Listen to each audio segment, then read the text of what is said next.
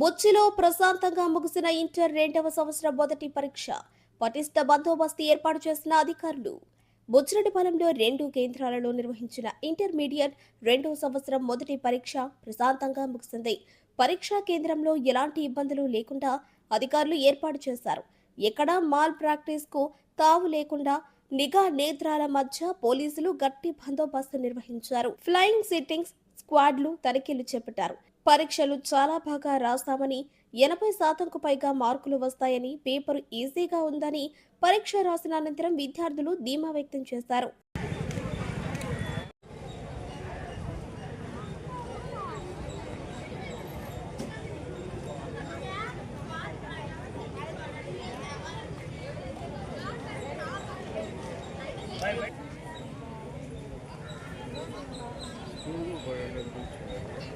Tudo guardado.